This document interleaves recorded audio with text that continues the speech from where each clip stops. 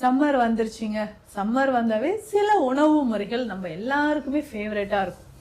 அந்த மாதிரி தான் நம்ம உடல் உஷ்ணத்தை தணிப்பதற்கு பழங்காலத்திலிருந்தே நம்ம சாப்பிடக்கூடிய நிறைய விஷயங்கள் இருக்கு. இது பிடிக்காது அப்படின்னு சொல்றவங்க யாருமே இருக்க மாட்டாங்க. அதுதான் பழைய சாதம், பழைய கஞ்சி அப்படின்னு நம்ம சொல்றோம்.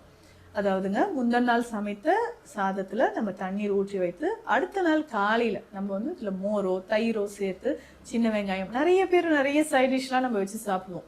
அந்த மாதிரி சாப்பிடும்போது உடலுக்கு எவ்வளவு நன்மைகள் இது தருது. பெஸ்ட் ப்ரோபயோட்டிக் டயட் அப்படின்னு சொல்லலாம். ஏன்னா இன்னைக்கு யாருமே நம்ம ப்ரோபயோட்டிக்ஸ் எடுக்கிறது கிடையாது. இப்ப ஏதாவது ஒரு சளி இருக்கு, காய்ச்சல் இருக்கு அப்படின்னா ஒரு ஆன்டிபயோட்டிக் நம்ம சாப்பிடுறோம். உடனே நம்ம என்ன ஆகுதுன்னா அதற்கான இம்யூனிட்டி நம்ம திரும்பவும் நம்ம உடலுக்கு கொடுக்குறோமா அப்படின்னா கிடையாது.